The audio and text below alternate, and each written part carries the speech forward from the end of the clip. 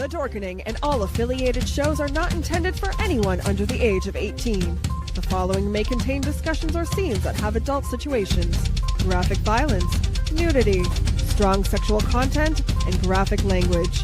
This show is intended for mature audiences only. Viewer discretion is advised.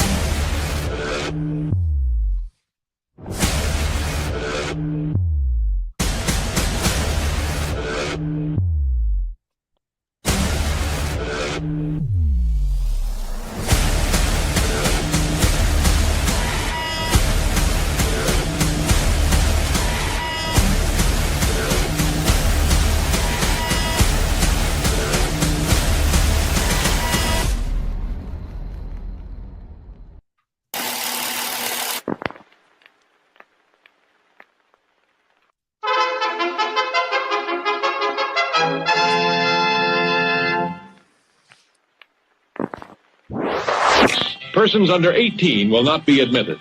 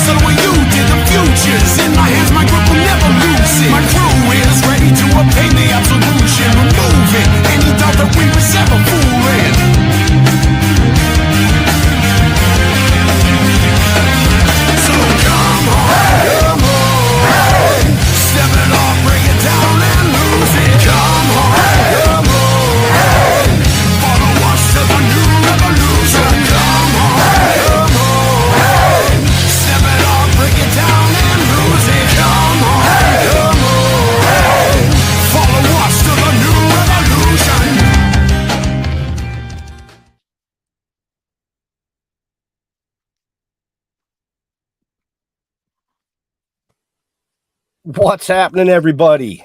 Welcome to another kick-ass episode of Still Toking with. Yeah, you already know who I am, I think. After 7 seasons, you better know who I am. I am super. Hey. There's the voice in my head as usual. Yeah. I'm actually super excited about tonight's show.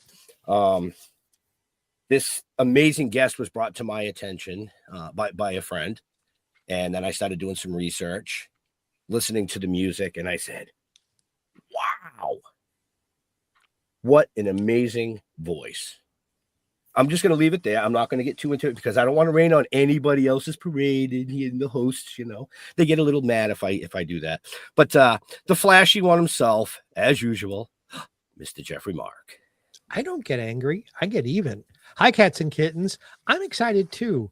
Our guest today reminds me of my wayward youth in New York way back when people got tired of disco and punk rock started. So I'm really cool about this one. You know who else I bet is really cool about this one? Our other Jeff, the one with the biceps, Jeff Holman. Ooh. Jeff with a J, you know, the real way you're supposed to spell it. Just saying. I want to be boring, yes. Yeah, no, it's actually been quite some time that I've actually heard music like this. I was pleasantly surprised because I'm old and I'm very particular about what I listen to. Right. That's just a fact, you know. Oh, yeah. And I heard an awful lot of my kind of music from back in the day, if that makes any sense for the people out there. You know, back in the day, I'm not going to say what era. You guys can figure that one out yourself. But yeah, it's let's just bring it right in. Aleksandra, welcome to the show. I probably spent about 2 hours on YouTube today, watching all kinds of different videos, and I'm quite impressed. I'm just quite impressed. The Absolutely. first thing that caught me was to get the actual music. You know what I mean? It was rough. It was edgy. A lot of it was hardcore. It brings me back to when I was first introduced to Led Zeppelin and shit like that, where it has a very, very cool sound. So I just wanted to get that out of the gate right off the bat.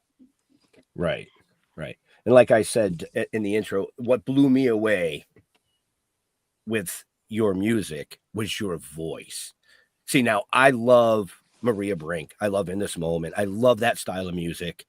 And when I heard you go from the very soft mellow to that, I was like, holy fuck. I was like, wow, this girl is going to be a fucking superstar. We need her on the show before that happens, because when that happens, managers get involved and then agents get involved and everybody wants fucking money. And it's like, oh, come on. Right. So yeah, it actually reminded me of like the old Pat Benatar and Yes. The Runaways and those groups. Like I said, Yeah, back in the I was day. immediately transported back to like Max's Kansas City and CBGB's back in the old days in lower New York, when there was this pushback against the mindlessness of disco, and punk was coming out and heavy metal was making its second appearance. And yet, although all three of us are being reminded of things we've already heard, you're a complete original, which is very the talent it takes to do that, where you've taken a little bit of lots of styles and made them your own. And please tell that your musical video director, he's brilliant, because your videos are just wonderful.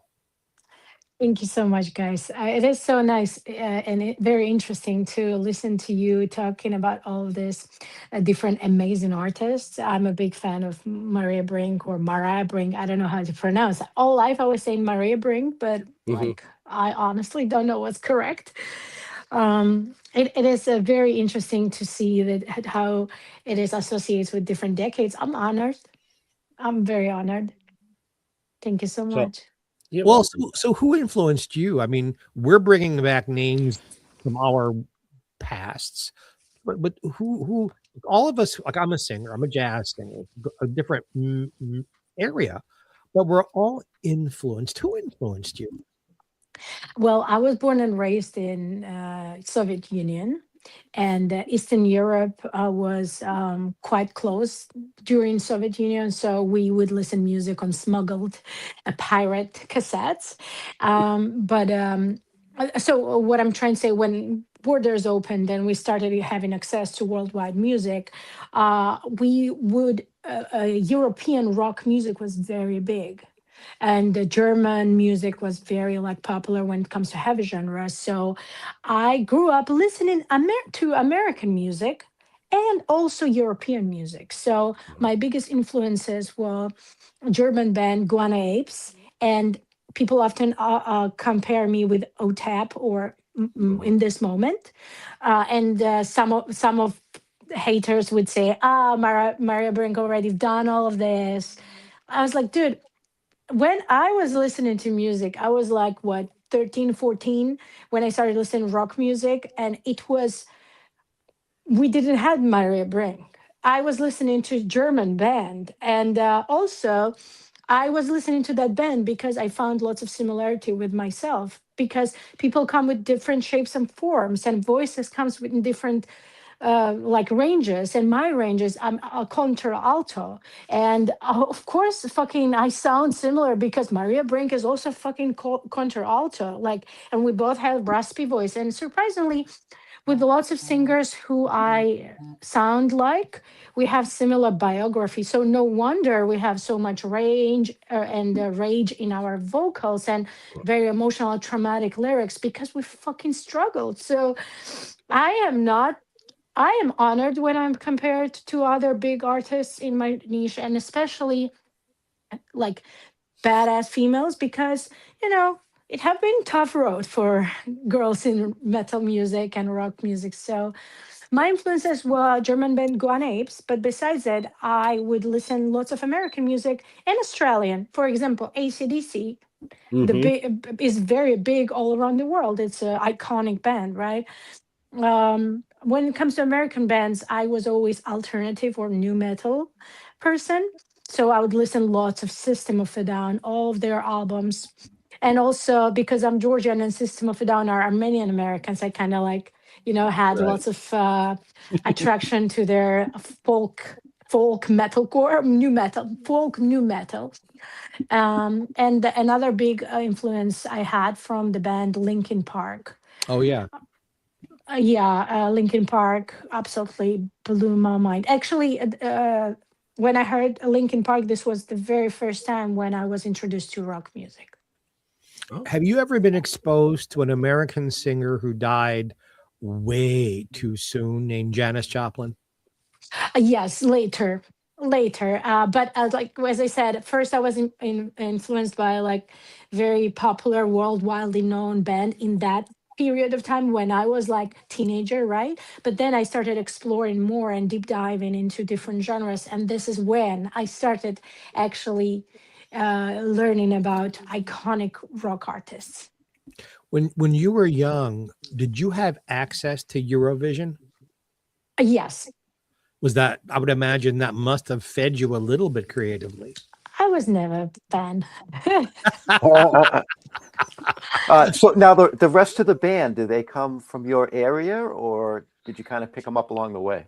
So I'm a solo artist. So I'm in music 20 plus years. I don't know, maybe 25 already. I started when I was 15. My first band I joined when I was 15, and I'm 38. 23 years.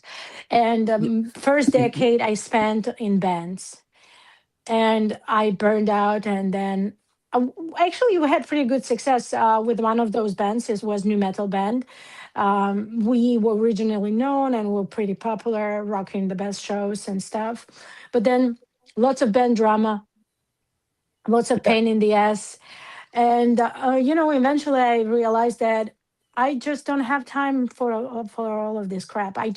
It's not like I don't want to be in a band. I want to be in a band, but it is really hard to find people on the same page with you who are ready to sacrifice everything in their lives, just make them like to put music in highest priority.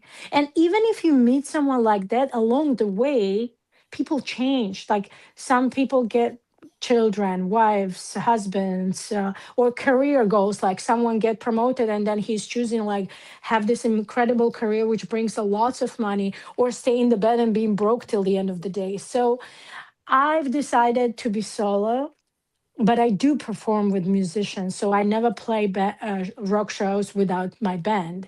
So who are these people? These people are hired session musicians from the scene. Those people are not random. It's always people I love working with. And the good part on this is that if somebody's unavailable, I'm not declining gig. I'm not. I'm just taking the gig. And then I'm asking my priority musicians. I was like, hey guys, available? And if they're available, I am hiring them for this gig. And they already know my material. We're rehearsing as usual, as a normal band. But if they are not available, some of them, I just have guitar player who I come after my main one is not available. You know what I mean? And we rotate. So when my career will make financial sense, I want to hire band, like all of those musicians I'm already working with on the regular basis. Like basically, how much yearly salary do you want to play exclusively with me? And he will say, like, I don't know, $100,000. That's it. Locked in, shake hands. Okay, let's go. Wow. Okay, well, because they were all very, very talented, and I was impressed with the people that you have behind you. Thank you. They are Is where I extremely was going talented. with that. Yeah, Right. yeah, and I like that they're bringing the long hair stuff back too. I kind of like that. Yeah. Yeah, Because, there's also I- that Seattle grunge thing was Yeah, also yeah, exactly. That Yep. Seattle grunge. Yep. Right. So Karen, I go ahead. I just wanted to say, yes, it is kind of financially difficult paying salary out of my pocket for every musician, like $200-300 for each activity we do together. And it's not like they are working just for money. Lots of people sometimes they want to volunteer their time. I was like, no, you're gonna be get paid as and there is no such thing that one person pays higher and another lower. No, all paid equally, and I'm proud of providing jobs. And although part-time, still very proud of that. And I just want to say that I rotate musicians to give equal opportunity to a lot of people. For example, I have upcoming show in Los Angeles in very amazing iconic Gothic club, and I'm bringing my guitar player from Bay Area, from Northern California, to join my Southern California lineup, so that musician has his opportunity to connect with Los Angeles music community. There you go. I know you have a Nice. date in LA in October. Is this happening before then, or is this the October date? No, October is my first US tour. But LA, because I live now in Los Angeles, and actually I live in two cities, San Francisco and Los Angeles. So I have two upcoming dates in Los Angeles, which is February 20th and June 6th. And then I have Las Vegas show, I have Sacramento show coming up. So it's all across areas. And I haven't announced, but I have actually mini East Coast tour. Excellent. Nice. Well, see, that's where I am. We're on the East Coast. I'm You know? in Palm Springs, so I want to come see one of your LA shows. Oh my God, that Yeah. would be so cool. I am headlining the Viper Room first time in Los Angeles ever. Like I never been a headliner in LA. So this is my first time. And it's February 20th. If you're gonna be around, please say hello. Don't pass me like I sometimes I need glasses. So I wear glasses. And Here you during go. shows, I don't wear glasses. And then I sometimes just don't fucking see. So Well, come say hello. I'll be wearing enough sequins that you will recognize me. Perfect. So what I was gonna say was it Chico or Chili that kissed you? Oh my God, that was so crazy. That was so crazy. It was my first time holding a snake at all. So, I was thinking, damn it, why I got scared. If I could hold my face, that would be such an amazing video. Right. Well, it didn't really look like you got scared. It looks like it startled you for a quick second, and then you just started laughing. And I was like, I would have screamed. I would have screamed.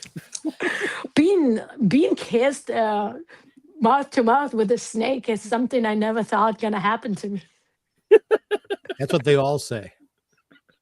Your special powers. Crazy. Well, that video served me really well. I think it got 40,000 views on Instagram and Facebook, so it is fun. Yeah. It was worth it. There's a twist in your career that fascinates me. Again, we were talking before the show started that she's Georgian, and I mentioned to someone earlier today that you'd be on the show, and is she from Atlanta? No, moron, Georgia in Europe. But you are old enough to remember the Soviet Union and what that life was like under those restrictions, and you choose to go to China, which is even more restricted in some ways. What propelled you to go even further east? So Soviet Union is an interesting place, and post-Soviet Union, which is now, it is even more interesting place. I would not like living there, and that's why I don't live there.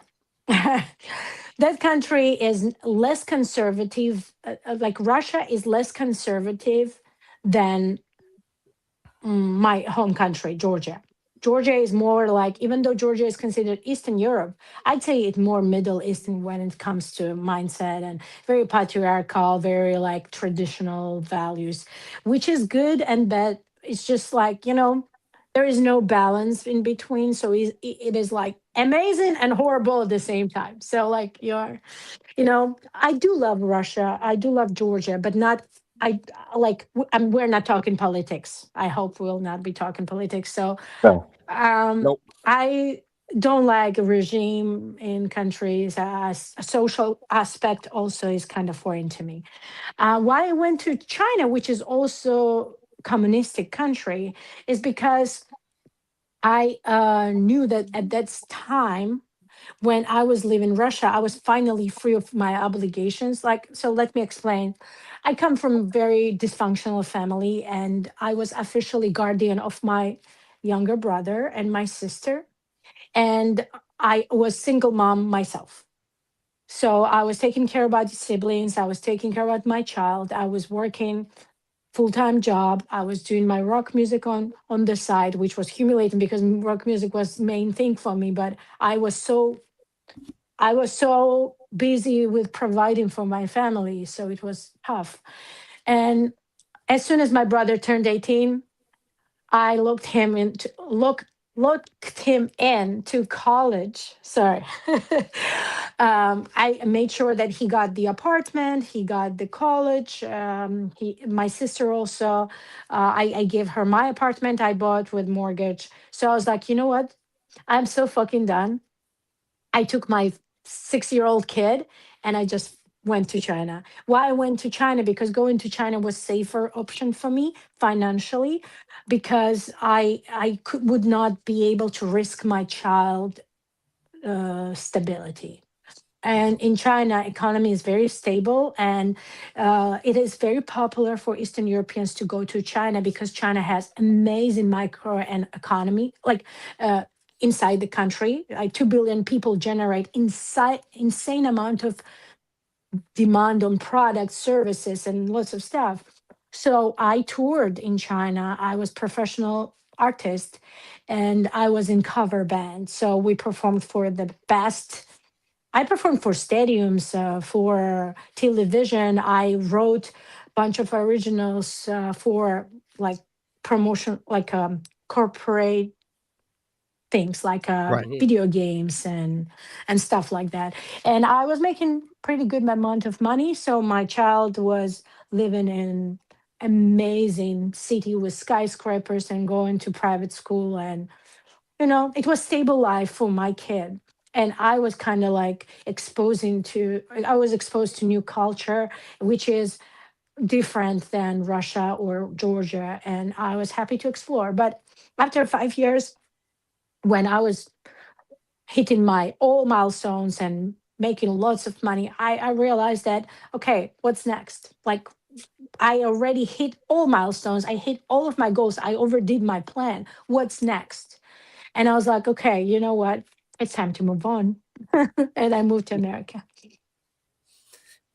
Not to mention, it was easier to go from there to here and then over the ocean to LA than it would have been to go boop, boop, boop. No, the only reason why my move to America was smooth is because I married to my husband, who is Australian in electrical engineer, and he works in Silicon Valley. So the thing is that as an Eastern European citizen, I do not have ability to get American visa unless on talent visa. And talent visa back then was quite challenging for me because I was just only regional act. Now, where I'm right now, I can get talent Mhm. visa, but I am so much more further in my career when I was back then. And I met my husband on Tinder in China. And it was not supposed to be a marriage. It was just literally one night stand, which became something. We are together for 7 years now. We have a little baby, and Nice. I love stories like that. yeah. Right? So I moved to America, and it was smooth because my husband sponsored visa for me and for Mhm. my daughter. Mhm. And of course financial support matters, so I don't want to take this away from him because he did a lot of work to make us come here smoothly, so I appreciate that. Now, when you first got here, was it? I don't want to use the word easy, but was the transition into getting into the clubs and doing some performing? Was that difficult, or was that an easy transition? Well, I would say this. I immigrated to 3 countries, right? Like Russia. I was born and raised, but kind of like still I'm an immigrant child. It wasn't easy for me to get into Russian music industry, and then get into Chinese music industry was same hard. And get into American industry was same hard. The thing is that it's worldwidely, interestingly same. Nobody fucking wants you. So you just need to keep doing your thing, you know? So gatekeeping in music industry, universal. It's same difficult everywhere. But I think I have enough skills, and I've done this many times. So I found my regular resident gig right away. Like as soon as I got my work permit, next day I already was playing in the hotel. Excellent. But when it comes to rock music, it took me a while because people don't want you anywhere. Like, you're a new kid, fuck off, like Well, you need to earn respect. Well, I can say you've definitely earned respect. And with that being said, folks, I want to share a video that I have queued up. It's called Barbie Girl. It's actually one of my favorites. But I want our viewers and listeners to just sit back, as Mr. Mark would say, have a sip, take a toke, listen, enjoy, and I mean, as soon as I cue it up, but just watch this. I'm just going to leave it there.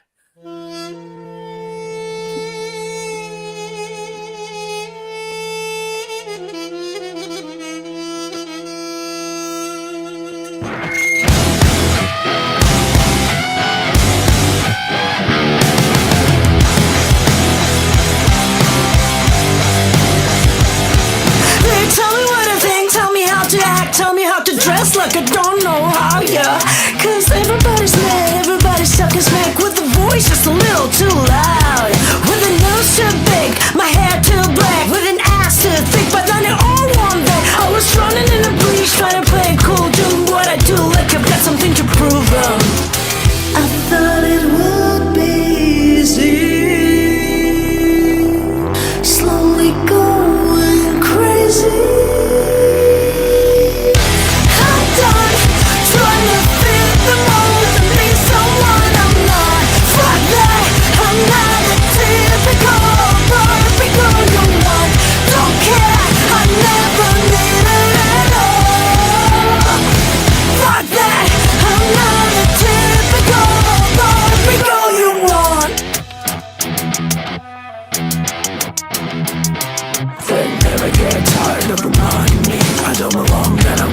Supposed to be there, try to get rid of my rose black ain't so much that I almost got rid of me.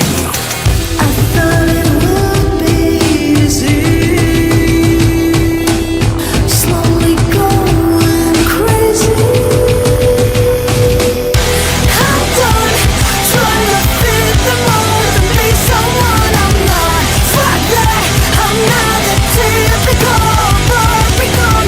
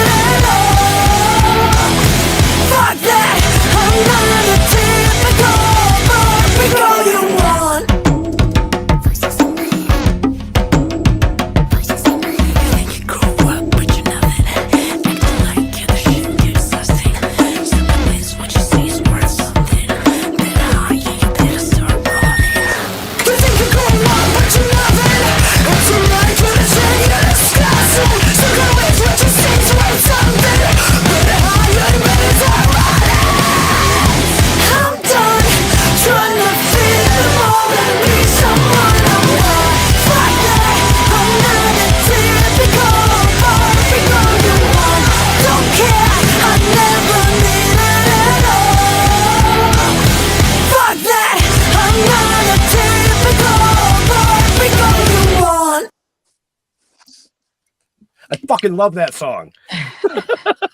You have such All right. amazing stage presence too. Right? Thank you. Right? I mean, not only To do you me, have that's one of the Go ahead. hardest things to do.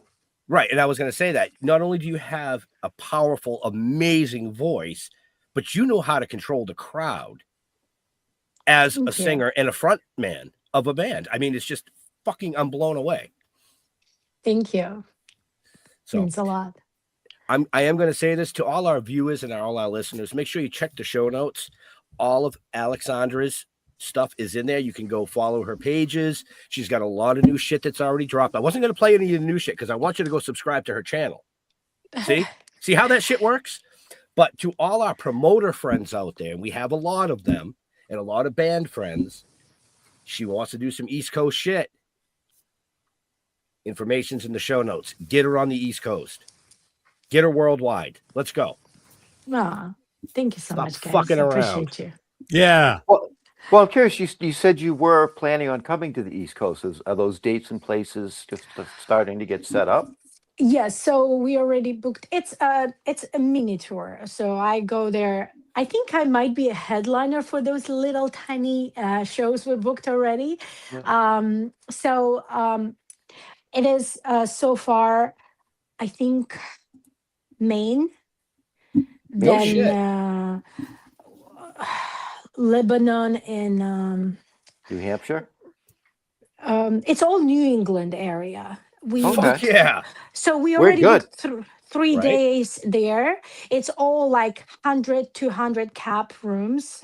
Some of them are bars, some of them are like little venues, bars/club. Yep. And I didn't announce because I asked the booker, who is actually one of the bandmates who is booking for his band and my band. I was like, hey, can you guys help me to book New Jersey? Because I know that I have lots of listeners from New Jersey and from New York, by the way. But like it is May, we booked May 1st, 2nd, and 3rd. And it is already Friday, Saturday, Sunday. So like what, Monday doesn't really work Monday. So like Thursday, I was like, hey, maybe we can look in at least New Jersey on Thursday. And then 4 days will be like little run on East Coast and see how it goes. And if it goes well, I always can come back, you know? So Yeah, we'll definitely have to check into that because yeah. Jeff with a J and I are both right around the Boston area.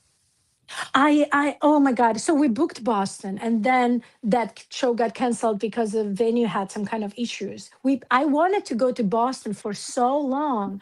And then we ended up booking another city, which is 1 hour away from Boston. I don't remember the name, but I'll go through. I'm still waiting for my 4th day and then I'm going to be announcing the tour. So an hour away. So if you're in Maine, you've got to be like in Portland. Well, she said she booked an hour away, so it could be like Worcester, Springfield. If it's in Mass, yeah. If it's a Mass, I can open my notes. Just give me one. No, second. yeah. Now, because I'm curious. Yeah. Okay. Let me see. That might be a fun little family vacation.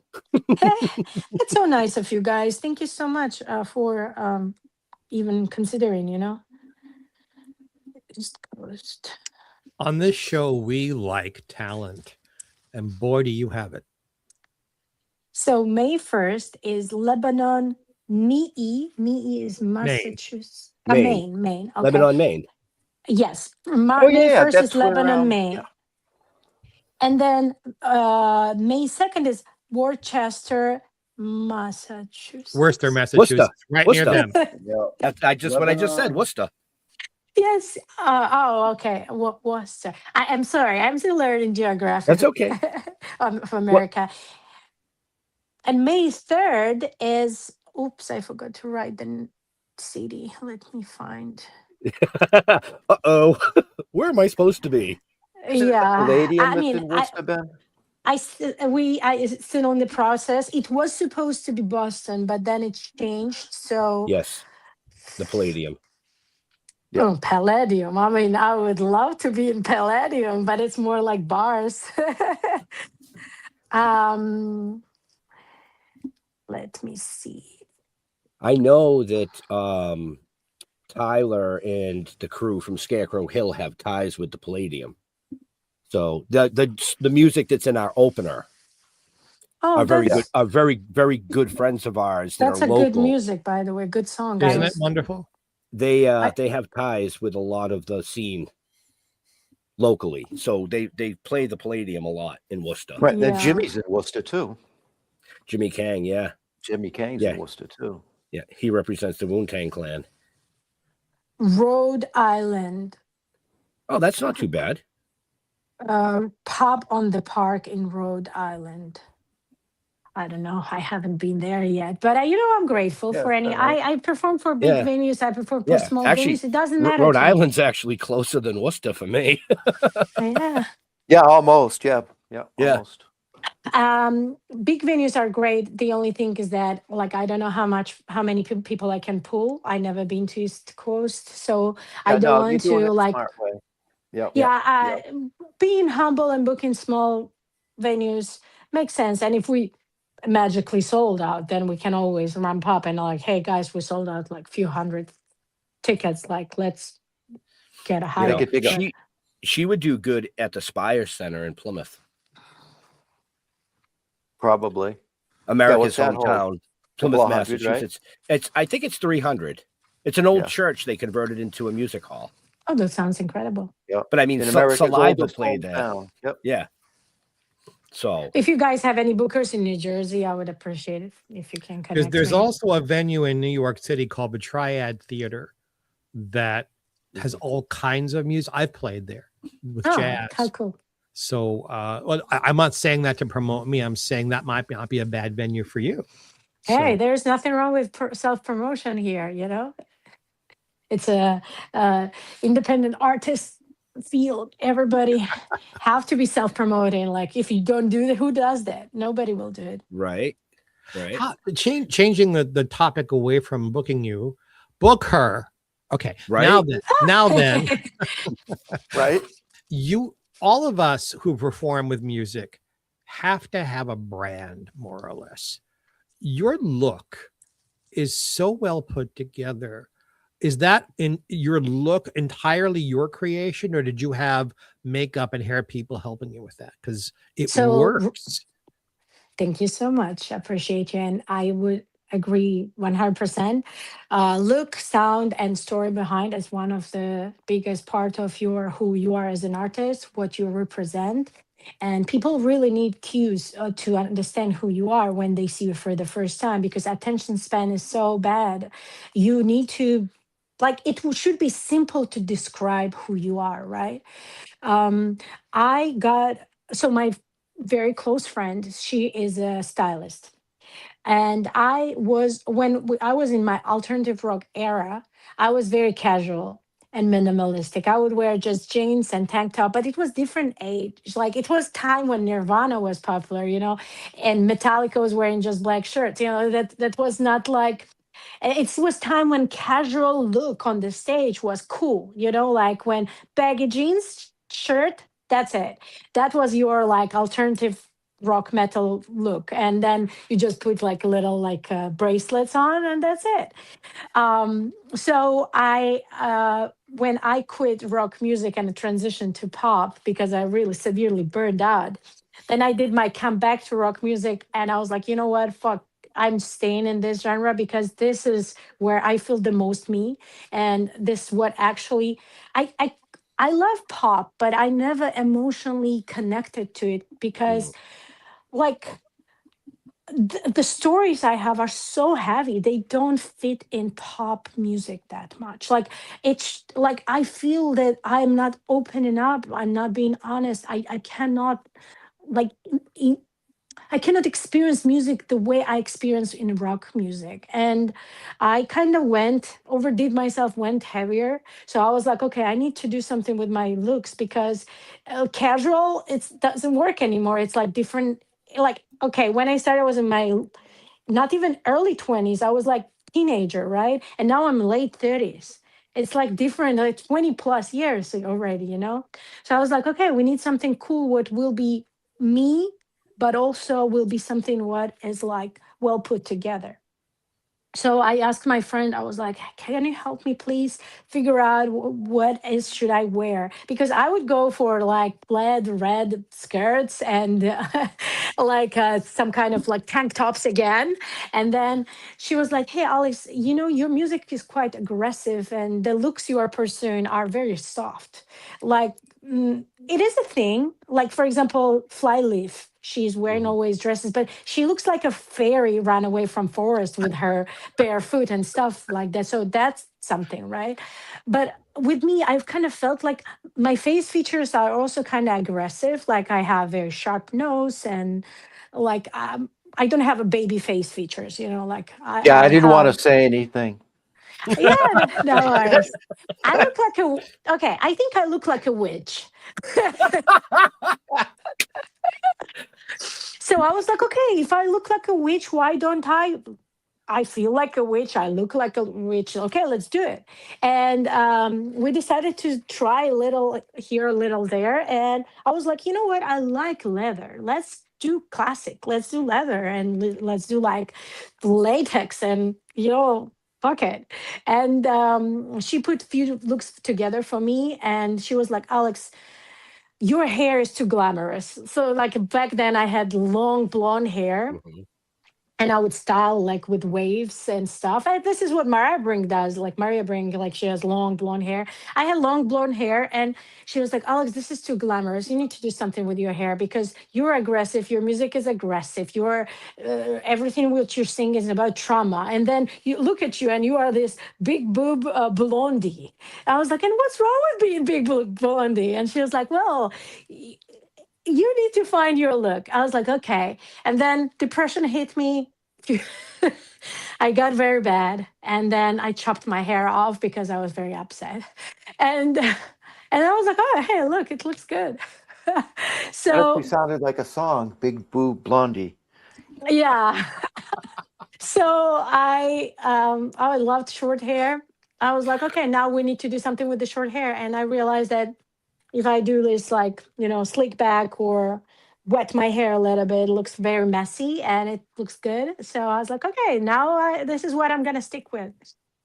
No, your look works. And by the way, Miss Witch, the two straight guys say nothing. You're beautiful. Don't let anyone tell you differently. Thank you. So there. You can be a good witch. I know I'm gonna be only bad bitch and bad witch. Aleksandra, do I have your permission to talk a little personal with you? Yes, absolutely. Okay. There's one piece of music you've made that resonates with me so deeply, but I'm not even sure how to deal with it. And it's I'll never be the same. Oh, I was wondering if you were talking about this song. I wasn't bringing it up. No. Well, I am bringing it up. I was going to let you. Okay. They know that I was molested as a child. Your lyrics speak to everything I feel about it. It's such a personal song. How did you come to write it? First of all, thank you for talking about this. And I am sorry that you know how it is. But it happened and there is not something you can undo. Nope. And you just need to deal with it. I don't know what your experience was, but my experience was that I never told anybody. And then when I grew up and I know why I didn't tell. I didn't tell because I thought nobody gonna believe me, and I was right. When I grew up and I was already 18, I told my mother, and she didn't believe me. And although my molester, her boyfriend, was a convicted felon, drug addict, and abuser, somehow it was still not imaginable to believe me that me and my siblings were all molested by that man. Well, that man went to jail and got killed. And I would not say that I felt closure. I didn't, because I don't know. He went to prison for stealing some shit. I don't know what he got killed about. Maybe he molested enough children that people fucking learned about him. Anyways, long story short, this song is not about me being angry at my molester. He's an asshole. We know that. And he comes in the shape of this classic villain, right? Man, drinking, abusive, criminal, right? You kind of expect him being a villain. But this song is about my mother, who was literally always in the next room when that was happening over years to me and my siblings. And when I was an adult, I had enough courage to come to her, and she didn't have fucking even a moment to think about this and just like listen to me. So this song is about my conversation with my mother. I didn't want her to apologize. I didn't want her anything. I dealt with it. I dealt with it myself. I wanted her to fucking hold my hand and listen to me. And I didn't even got that shit. So I'm angry. I'm very angry. And it broke my heart. My mom done lots of shit to me. My mom is a convicted, by the way, herself twice. And she is like crazy, dangerous woman. And she's dangerous because she looks innocent. You know, I often bitch about men. Sorry, in a good, what I mean by that, I often talk about like, you know, misogyny and stuff. But let's not forget, there are plenty of evil women out there. And to be fair, one of those evil women is my mother. And she's done tons of crap to me and my siblings. But this hurt really a lot.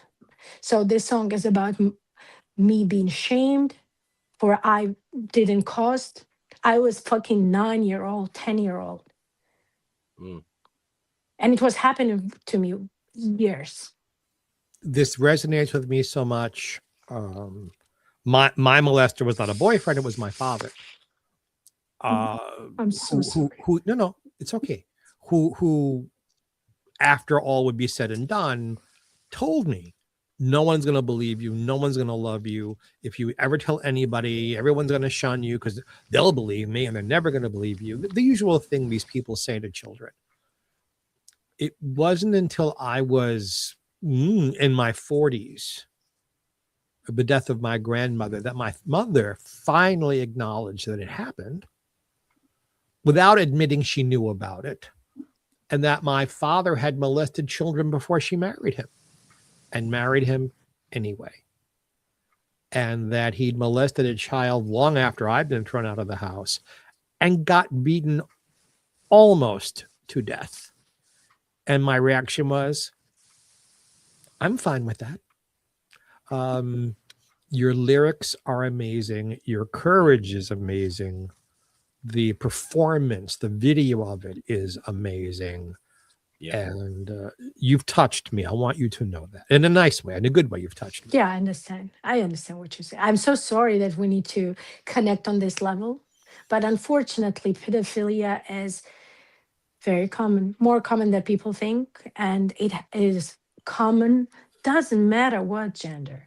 Lots of people, especially in my home country, think that they need to protect girls. Boys and they keep forgetting boys are isolated the most. I don't sing this song too often because I'm most of the time an opener. And throwing song like that in an opening set for 20 minutes kind of like too heavy, and when I'm a headliner, I do perform this song. And when I perform this song, I cry. And people in the crowd cry. Not everybody, but like majority are like holding on.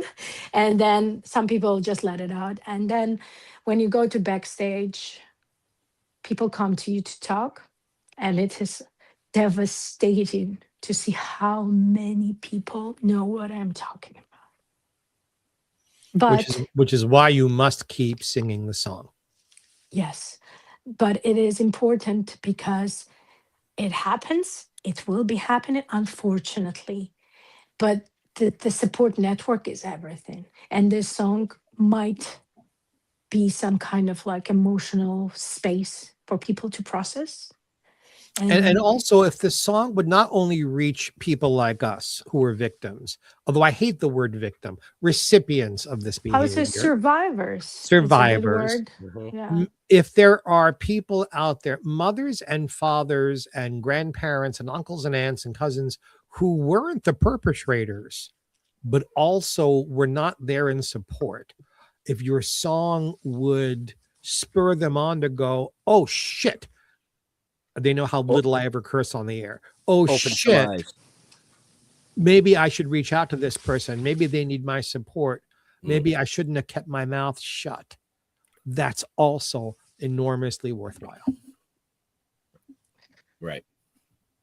I think I have strong audience and very strong connection to my people. I don't feel comfortable calling my people fans. It feels different. They're your peeps, man. Sorry? They're your peeps. My peeps, yeah. I talk in direct messages, and I don't know how long I will be able to continue, like how long I will be able to maintain this. Like, because if an audience grows, right, it's hard to personally be involved in with every single person, right? But I'm thinking, how do I maintain what I do in the bigger scale? But what I want to say is that my audience now is very strong, and people I connect with, I feel those people are my people. We might never met, or we will never met, or maybe someday we will meet, right? But the way we talk to each other, the way they consume my music, like, it is insane. And some people messaged me, shared their stories. Some of them shared them for the first time. And let's be real, I have 85% male audience. And I see how strict male society is when toxic masculinity comes in from women, from men, and people who experience this type of being vulnerable are there hiding this deep down, because you're supposed to be strong. You're supposed to be like, like, don't show this.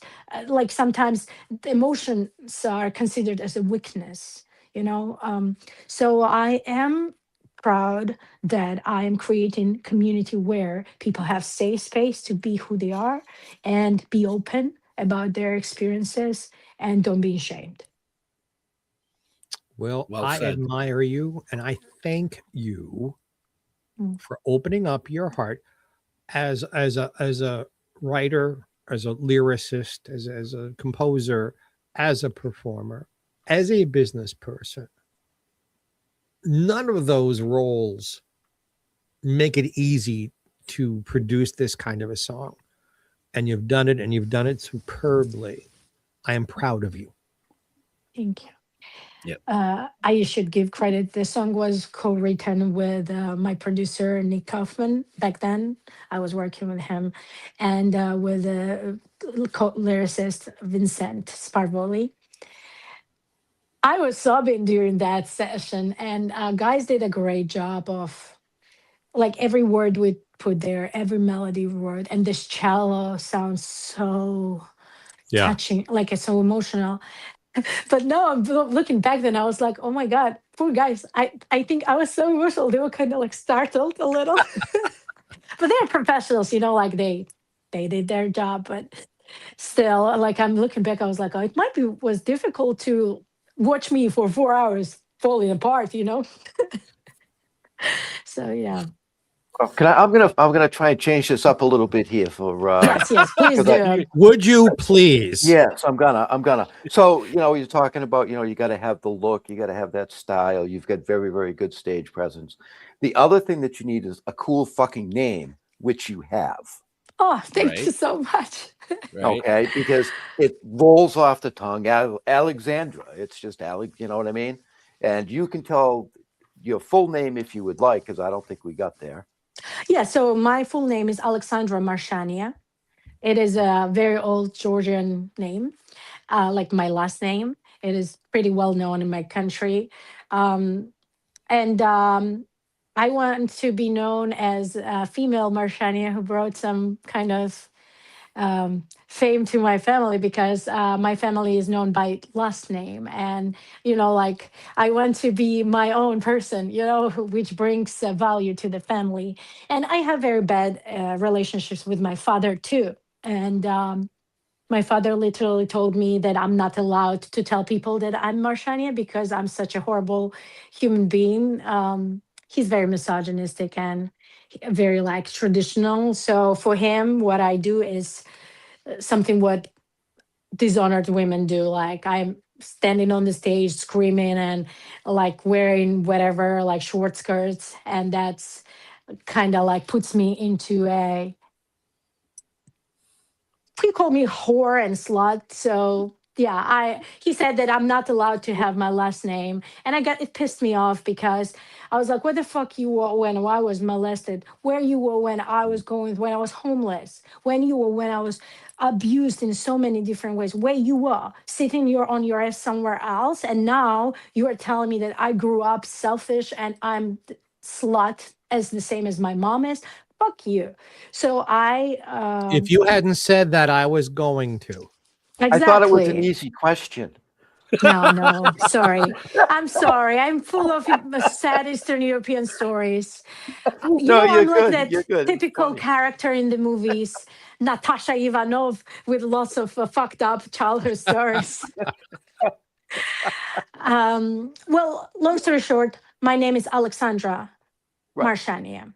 And then the thing is that in Georgia, people call me Sandra, because Alexandra doesn't really sound Georgian.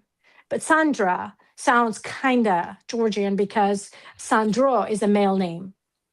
And so my grandma and my relatives would call me Sandra, but everybody else would call me Alex. And I was like, okay, why don't we combine Alex Sandra? And first, when I was not in metal genre, I came up with this name when I was in pop, and people would tell me like, what a weird name for a pop singer. And I was like, damn it, I chose such a stupid name. Oh, And not at then all. now I'm in the metal or metalcore, and people are like, wow, this is a fucking amazing name. It always kind of associates with Asking Alexandria or with Alex Terrible or whatever. So yeah. No, I think it's a brilliant name. You're yeah. all of career stuff, you know this, is choices. You've made some truly excellent choices for the business of being who you are. Good for you. You got obviously have a good head on your shoulders. Thank you. I also have very good friends and team. Um, I do have a very good vision of my career, and I know exactly what I want and where I'm going to. But also, I have very, very small group of friends, colleagues. I mean, they've been colleagues first, and then they became friends, who actually believe into me a lot. And then when they work with me, they don't work as a hired person. They work with someone. They work as someone who absolutely believes into me. Like, you know how I mean. Like, my development manager is my bass player. I worked in China. He saw me in my worst, in my best, and he is the one who keeps telling me, Alex, you can go bigger. And he is. Yes, I pay him salary now. I can afford paying salary to Alex, right? And I'm very proud of this. He's Alex too. But he's not doing this for money. I know. He's doing this because he truly believes in my art. And he keeps thinking what's the next move, what we should do. And sometimes he's calling me and he was like, Alex, we need to set the plans for 2026. It was back in 2025, but like that. And my friend Julia, she just, I know she's very respectful to me as a person, as a woman, being strong and stuff like that. And when she works with me, honestly, I cannot afford her services. I can't. She's way too expensive. But because she absolutely inspired and believes in me, she just like, Alex, I don't care how much you pay me. Whatever you can pay, or don't pay at all. And then she works with me, and I'm getting this amazing results because I have these talented friends who actually believe in me. I think Well, you've made 3 more. I was just So going to say, humble. you're not paying us, and we so all believe humble. in you. Wow. Thank Yeah. you. Well, I'm not humble. I think I'm pretty confident. I'm pretty badass and I can do a lot. Oh, what you just Uh, said there, that was that you were being humble, and it was kind of cute. It was kind of cute. well, it is good to remember who was there for you when nobody was, what I mean? Absolutely. Oh, absolutely. Well, absolutely. Recently I learned something very cool. So I started gaining popularity, right, as an artist. And you cannot imagine how many people came towards me. And I realized, I was like, I'm the same person I was 2 years ago. Nobody wanted me. Where all of these people were before. But let me explain. It's not because these people who come to me now are malicious or like they chasing some personal. No, they're just so me the way I knew I am. But I finally learned how to show this to the world, right? And I'm still in the process. It's a long way to go, but still. But there is true when success comes to successful people, and the hardest it is when you are in the beginning. When you are in the beginning of your career, nobody wants you and nobody will help you. But there are this little amount of people who are there for you. Those Mhm. people are gold. Those Yep. people deserve acknowledgement and credits, because if not for those people, you probably would fall apart and never do what you are doing now. You know what I mean? Oh yeah, absolutely. Yep. All of us, including yourself, all of us can relate to that. Yeah. You as a musician, Mr. Mark as a showman and musician, Jeff and I as writers, indie actors, indie voice actors. I We've known mean, each other, what, almost 40 fucking years? yeah, I've known him. Wow, Yeah, that's so yeah, we've known cool. each other almost 40 years, but our journey is only 8.5, 9 years out. With the writings and the comic books and the conventions and all that shit that we do. That's But so you're right. cool. There's very, very few people. At the beginning, it was really hard. And there was 1 or 2 people that stepped up, helped us to that next step. And then a couple more stepped up and we went to the next step. And before you know it, here we are 8.5 years later. No, 9 years later from that part. But 7 years later doing this talk show with huge numbers of viewers. Never thought we'd be doing this. Is that what And we're doing? Well, yeah, and we get to meet some very interesting people, such as Aleksandra. Oh, thank you. I'm honored to be having this conversation with you and being here. Thank you so much for spotlighting. So and yeah, and giving hopefully me we're going to space. see you in a couple of months. Right? Oh my God, I really want to do that. Well, before she leaves, she has to put her glasses on so she can see what we really look like. I have lenses. Because we'll be like, remember us? We interviewed you. She'll go, I don't recognize you. Yeah, she'll have her witch on and be like, get away from me. Which Security! So, Aleksandra, because you don't have your glasses on, we're all 3 of us really handsome. Just so and I'm sure you are. Yeah, and we'd probably be the oldest coming to your show. Probably. I have all range of different ages people and different nationality and different genders and stuff. You will be surprised that you might see someone much, much older than you are. Well, unless they got a walker, they're not going to be that much older. Aleksandra, I am the oldest person in the room by far. How old are you guys? What are we talking about here? Well, I'm 62. Okay, it's fine. It's not too old. I'm 53. Okay, young. And so And Mr. I'm Mark not. is older than that. And I'm older than that. Yes. How old? Let's put it this way, dear heart. I became a great-grandfather last year. That's how old. Congratulations. Thank My daughter, my oldest daughter, the one I was talking about in the beginning, she's 18. I can be a grandmother any moment of my life now. Mm-hmm. I was going to say, I'll be the guy in the crowd that's probably got 2 3-year-olds with them. First concert. Look, this is...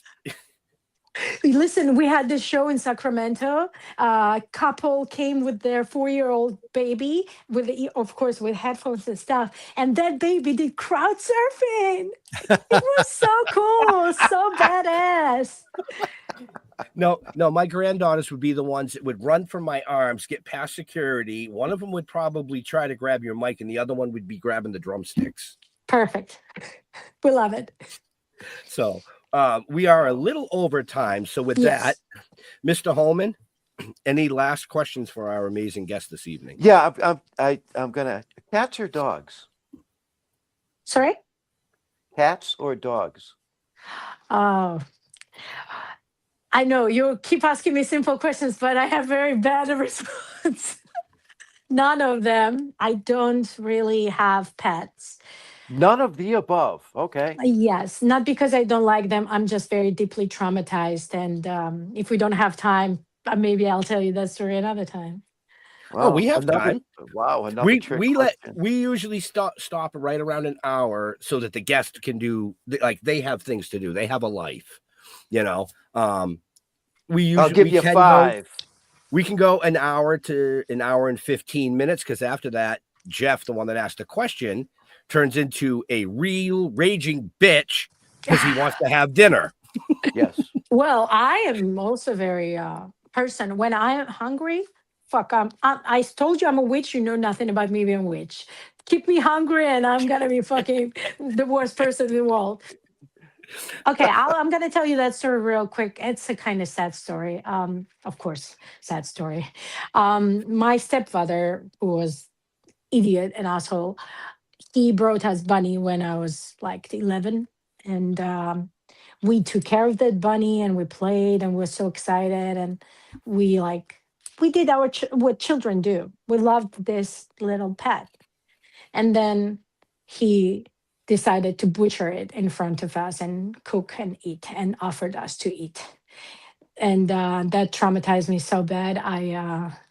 I'm afraid to love pets because I'm afraid that somebody will fucking do that shit to my pet again, and I just can't do this anymore.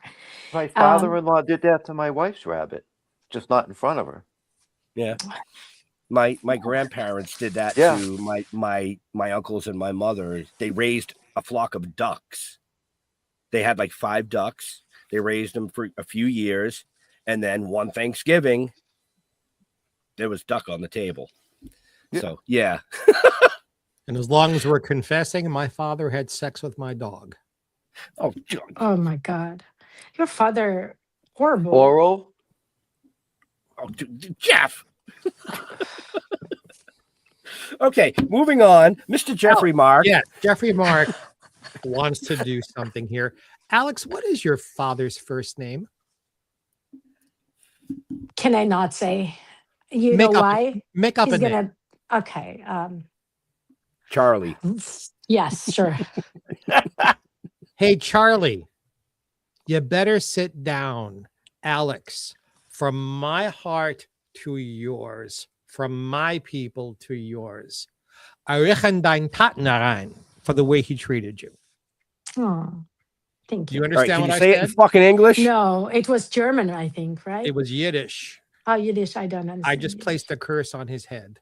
Oh, okay. Okay. Yeah, baby. Well, thank you so much for having my back. It means a lot. You're welcome. So, I usually don't ask a last question, but I'm going to tonight. We've learned a lot about you, where you're from, where you've been, things that you've gone through. What is one thing that Alex totally geeks out about? Like, do you collect shoes? Do you collect hats? Like, is there something that nobody knows? Do you like to sit down and play video games?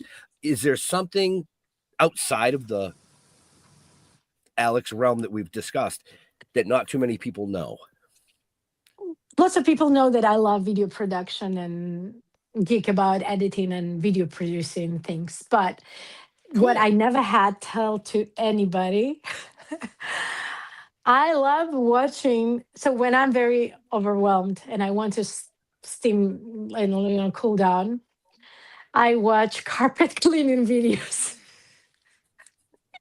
I don't know if you watched, there's a bunch of internet videos where somebody brings this filthy carpet rug, and then they do this cleaning with the water, and from the very dark rug it becomes very like clean.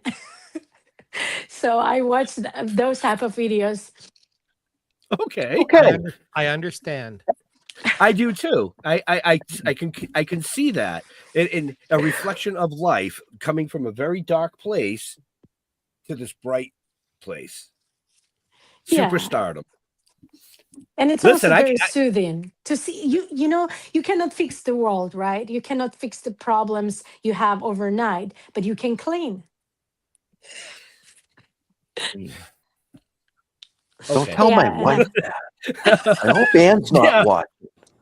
I'm like, I was listening. I did the same thing. You see me? I looked over my shoulder, like I was waiting for a mop to come out from under the green screen. Like, here. So, folks, we want to thank Aleksandra for coming out tonight, chatting, and just having some fun.